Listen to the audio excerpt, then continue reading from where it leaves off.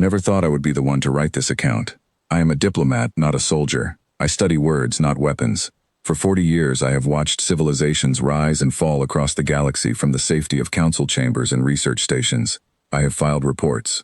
I have attended meetings. I have drunk 17 different alien beverages in the name of interstellar goodwill. None of that prepared me for the day I watched a single human ship turn around and face 40 enemies alone. My name is Vale Sorn. I am a Kirathi liaison, assigned to the Galactic Accord's Human Observation Division. My job, for most of my career, was to make sure humanity never accidentally started a war it could not finish. I monitored their transmissions. I read their history books. I learned their languages, all 6,000 of them, which was both impressive and deeply exhausting. I wrote long, careful reports about their tendency to solve problems with fire and then act surprised when things burned down. I never once thought I was writing reports about the species that would save us all. Let me tell you about the Void Reapers first, because you cannot understand what happened at Kepler's Reach without understanding what we were all so afraid of. The Void Reapers are ancient. That is the only word that feels right. They existed before most of our civilizations had learned to make tools. They are not creatures of flesh in any way we understand flesh. They move between stars the way water moves through sand, patient and inevitable. They feed on life, not the bodies of living things, but something deeper than that. Something closer to the signal a mind produces when it is afraid. They are drawn to consciousness the way a flame is drawn to air, and when they arrive, they do not rush. They circle, they wait. They let the fear build until it is thick enough to consume. 11 species are gone because of them. I knew the names of every one. The Accord had survived for 300 years through a strategy that its founders called controlled withdrawal. The idea was simple and deeply unpleasant. When the Reapers advanced, we retreated. We gave them systems, planets, entire sectors if we had to. We preserved what life we could, and we never, under any circumstances, engaged them directly. It was not bravery. It was mathematics. Every simulation the Accord had ever run showed the same result. Direct confrontation meant total loss. So we did not confront. We stepped back. We held on to what we had, and we called it survival. Humanity had asked to join the Accord 3 times. 3 times, the Council had said no. The official reason was that humans were too unpredictable, too prone to escalation, too likely to do something that could not be undone. The unofficial reason, the one that nobody said out loud but everyone understood, was that we were afraid of what they might do if given access to the full picture. Humans had a way of looking at a problem everyone else had accepted and asking, with complete sincerity, why the problem had been accepted at all. That kind of thinking made the Council uncomfortable. It turned out the Council was right to be uncomfortable, just wrong about whether that was a bad thing. The day everything changed started quietly. I was in my office on the observation station above Kepler's Reach, reviewing a report about human agricultural practices on their outer colonies. I remember the report clearly because it was about soil, and I found myself genuinely fascinated by how much effort humans put into keeping dirt alive. Then the alarm sounded. The Void Reapers had crossed the ceasefire line, 40 vessels, which is not a fleet so much as a statement that says, "We are not retreating this time, and there is nothing you can do about it." Accord protocol was immediate and absolute. All non-combat vessels were to withdraw beyond the secondary boundary. No engagement, no resistance. The Reapers would take Kepler's Reach, and we would add it to the long list of places that no longer existed on our maps. I was preparing my evacuation when I noticed something on the long-range feed. One ship was not moving away from Kepler's Reach. One ship was moving toward it. The vessel was a human frigate. It was called the Unsakes Perseverance, and it was, by any military measurement, a small ship. It carried a crew of 340 people. It had 12 weapon arrays, a single defensive shield layer, and an engine that my technical team later described as ambitious. Against 40 Void Reaper warships, it was not a match. It was not even close to a match. It was the kind of size difference that should have made the decision easy. The crew of the Perseverance did not find the decision easy. They found it simple, which is a different thing entirely. I pulled up their internal communication channel. This was technically a violation of 17 Accord protocols, and I did it without hesitation, because I needed to understand what I was seeing. The voice I heard belonged to Commander Yara Osei. She was speaking to her crew, and she was not giving orders. She was asking a question. She said, "We were not invited to this war. Nobody asked us to be here. But I have looked at the data, and I know what these things do to planets. I know what they leave behind when they are finished. So I am asking you now, every one of you, because this is your life and your choice, not mine alone. Do we run, or do we make them remember this day?" There was a pause of approximately 4 seconds. Then 340 voices answered at once. I could not make out individual words. I did not need to. The sound of it was enough. I sat very still for a long moment. I had spent 40 years studying human psychology. I had read every major work on human behavior that existed in any language. I had attended conferences on the subject. I had written papers. In that moment, listening to that sound, I understood that I had studied nothing at all. I had been reading descriptions of a color I had never seen. I need to tell you about the legends here, because they are important. They are not decoration. They are the reason that what happened next felt less like a surprise and more like a recognition. The Kirathi have a very old collection of texts called the Scrolls of the Emberborn. Most scholars treat them as mythology, which is to say they treat them as stories that are not literally true but contain truths worth remembering. The scrolls describe a species that would one day come from the spiral arm of the galaxy. A species built wrong, the scrolls said, with a skeleton on the inside, and warmth that never turns off, and lives so short they barely have time to understand what living means. And yet, the scrolls said, they would be the ones. They would be the ones who run toward the sound of danger while everyone else runs away. The old scholars who wrote those words did not seem to think this was a compliment. Looking back, I believe they simply did not have the vocabulary for what they were describing. The Dranathi, who were one of the 11 species we lost to the Reapers, had left behind a single surviving text. It was found encoded in a distress beacon that had been broadcasting for 200 years before we retrieved it. Among other things, it contained a prophecy about the Void Reaper's eventual end. It said, "When the Pale Devourers come for the last time, watch for the creatures who have no word for surrender in their oldest tongue." I had read that prophecy 14 years before the battle at Kepler's Reach. I had filed it under cultural curiosity and moved on. After the battle, I went back and checked. Human languages, all 6,000 of them, do have a word for surrender in the sense of handing something over. They do not have a native word for it in the sense of accepting permanent defeat. The closest concept in their oldest recorded languages translates to something like temporary setback. I sat with that information for a long time. But the legend that stayed with me most was not from any civilization I had ever met in person. It was from the Void Reapers themselves, which I know sounds impossible. The Reapers do not communicate in ways we understand well. But centuries of observation had given our xenolinguists fragments of their signal language, and among those fragments was a phrase that appeared whenever the Reapers processed data about human civilization. The translation was imprecise, as all such translations are, but the version our best linguists agreed on was this: the burning ones who do not know they should have died already. The Reapers had a name for humanity. They had been watching too.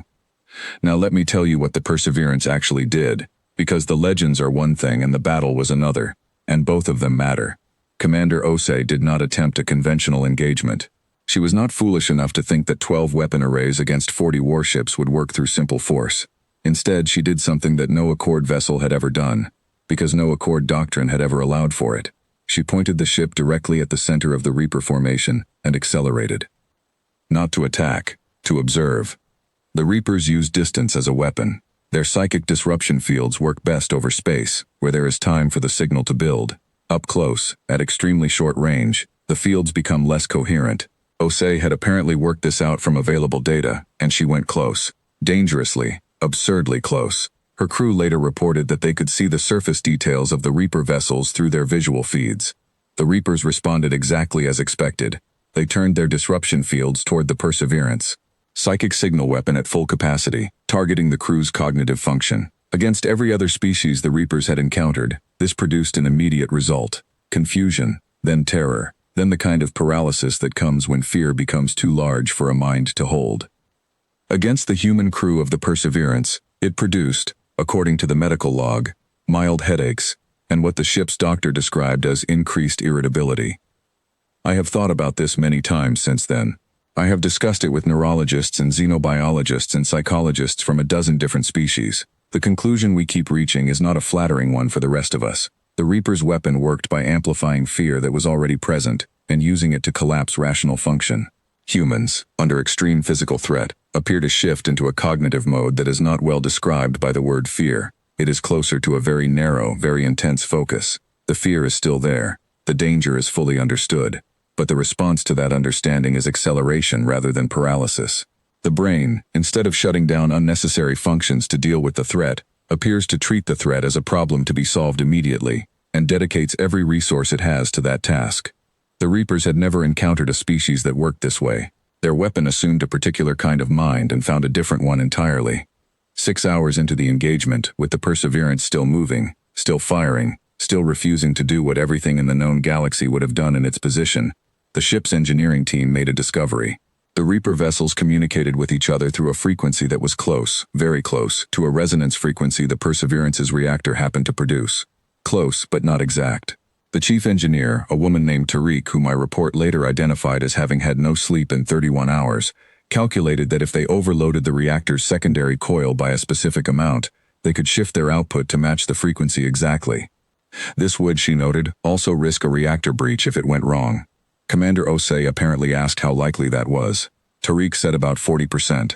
Osei said that was acceptable. Tariq said she admired her optimism. They did it anyway. The result was a pulse that hit the Reaper formation like a stone hitting water. The shared communication network the Reapers used to coordinate their psychic fields collapsed.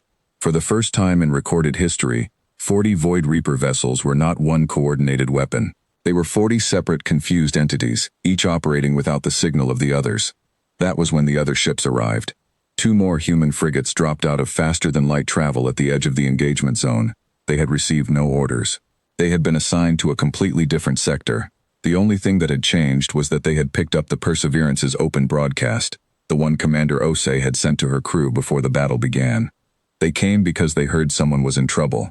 That was the entire reason. No command structure, no tactical directive, no authorization from any authority anywhere. They heard the sound and they came toward it. My 3 colleagues who were watching the tactical feed with me had not spoken for 2 hours. When those ships appeared, one of them, a Velhari senior analyst who had lived through the fall of 2 systems to the Reapers, made a sound I had not heard from a Velhari before. It took me a moment to identify it. It was relief. Deep, bone-level relief. The kind that only comes when something you had given up on turns out to still be possible. The Reapers retreated. I want you to understand what those words mean, because they had never been written before in 300 years of Accord records. The Void Reapers, who had consumed 11 civilizations and never once reversed course, looked at 3 human frigates and withdrew. They did not regroup at a safer distance. They went back across the ceasefire line, and they did not return. The Accord's emergency session 3 days later was the most chaotic gathering I had attended in 4 decades of service. Half the council wanted sanctions against humanity for the treaty violations, which were real and numerous. The other half wanted to compose some kind of formal apology, though nobody could agree on what the apology would be for, exactly. There was a great deal of talking and a great deal of arguing, and very little of either that made any sense. I asked for the floor and I spoke for 11 minutes. I read from the scrolls of the Emberborn. I cited the Dranathi prophecy. I pulled up the xenolinguistic analysis of the Reaper's own name for humanity. I walked the council through the battle data point by point.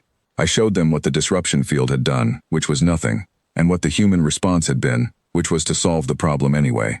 I told them about the 2 ships that had come without orders, because someone had asked a question out loud and they had heard it. Then I said, we built our entire survival strategy around the belief that the Void Reapers cannot be hurt enough to be afraid of us. We were not wrong that the Reapers understand fear. We were wrong about which direction the fear was supposed to travel. One of the elder counselors, a very old Marith who had been in that chamber longer than some civilizations had been spacefaring, asked the question everyone was thinking. He said, and if we bring them in, and someday that same quality is turned against us? I thought about it for only a moment. I said, they already could have. Every human on those 3 ships knows we abandoned them. We left them alone against 40 warships because our doctrine said to retreat. And we retreated, and they stayed. They know that. And then they went back to shooting at the things that were trying to eat the galaxy. I think we should consider what that tells us about their intentions toward us. The motion passed. I met Commander Osei in person for the first time 6 weeks later, on a neutral station at the edge of the Kepler system. She was shorter than I had pictured from the voice alone. She was drinking something from a ceramic container that she referred to as coffee, and she looked tired, in the specific way that people look tired when they have not fully slept in a long time. She had a small scar along her left jawline that had not been treated, which I found I could not stop noticing. I told her everything. I told her about the scrolls. I told her about the Dranathi prophecy. I told her what the Reapers called her species, and I gave her the full translation as carefully as I could. I told her that in several different traditions across the known galaxy, spanning species that had never met each other, there were stories that described a moment like the one she had created. Stories about the ones who come toward the sound. Stories about the creatures who have no word for permanent defeat. Stories told by people who never lived to see them come true. She listened to all of it without interrupting, which I had not expected. She held her coffee in both hands and she looked at the floor and she was quiet. Then she looked up at me and she said, "We did not do it because of a prophecy. We did not do it because of legends or because we knew we were supposed to be the ones. We did it because it was 40 ships against one, and somebody had to." I have written many things in my career, reports and analyses and diplomatic summaries and research papers that nobody read. I do not think any of them will matter as much as the 8 words I am about to write now, the words I said to her after a silence that lasted long enough for me to feel the full weight of everything that had happened, and everything that was still to come. I said, "That is exactly what the prophecy said." She stared at me for a moment, then she laughed. It was a short, tired laugh, the kind that does not come from finding something funny, but from finding something so true that the only response left is to make a sound. She shook her head and she took a long drink of her coffee. Outside the station window, the stars were the same stars they had always been. The galaxy was the same galaxy. But something had changed in the way I looked at it, and I do not think it will ever change back. I have dedicated the remainder of my career to understanding humanity. Not observing them from a safe distance, not writing careful reports about their unpredictability, understanding them. It turns out the unpredictability was never the problem. It was the answer. It was always the answer. We were simply too sensible to see it. The Void Reapers have not crossed the ceasefire line since that day. Our analysts debate the reasons. Some believe it was the tactical defeat. Some believe it was the disruption pulse and the loss of their coordination network. Some believe it was the 2 ships that arrived without orders, because that kind of behavior suggests a depth of numbers the Reapers had not anticipated. I believe it was simpler than any of that. I believe the Reapers are old and patient and very, very good at reading the nature of the species they face. I believe they looked at 3 small ships that refused to move and understood something the Galactic Accord had not understood in 300 years of careful, sensible, well-documented retreat. Some things cannot be consumed. Some fires, when you feed them, only grow. Humanity had been sitting at the edge of the galaxy for thousands of years, loud and chaotic and difficult, solving problems with stubbornness and coffee, and the refusal to accept that any situation was truly unwinnable. We had watched them and measured them, and decided they were too dangerous to include. We were right. We just had the danger pointed in the wrong direction. The legends were not wrong either. They were just waiting, the way all true things wait, for the moment when the world catches up to them. And on the day the Perseverance turned toward 40 warships and accelerated, every story ever told about the Burning Ones came true at once. I was there. I watched it happen. I am glad I was afraid to look away.